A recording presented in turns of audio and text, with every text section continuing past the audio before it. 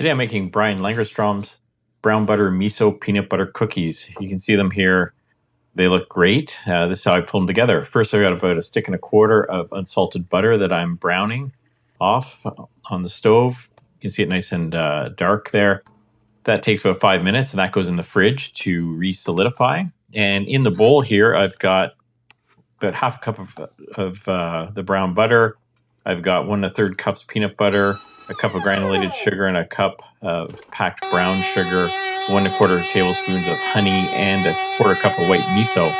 So all that gets whipped up till it lightens in color, about 5 minutes. And now I'm adding 2 eggs that I've beaten a little bit, along with 4 teaspoons of vanilla extract.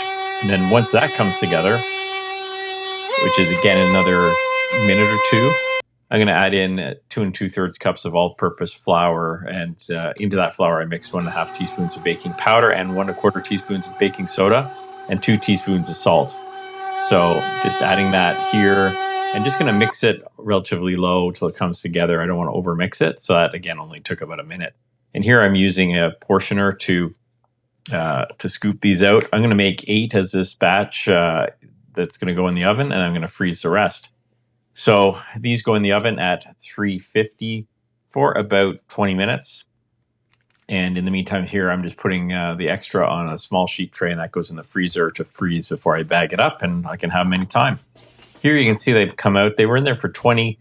They're a little dark. I probably could have pulled them at 18, but I let them cool here, and they're still nice and tender on the inside, a little crunchy on the outside, and super delicious. So I thought maybe I would take one bite, put the rest back, but really I ended up finishing the whole cookie. And now that I'm doing this voiceover, I've eaten 4 other ones. So super delicious. The miso and the brown butter really adds to the depth of the cookie, and it's just better than your average peanut butter cookie. Hope you give it a shot.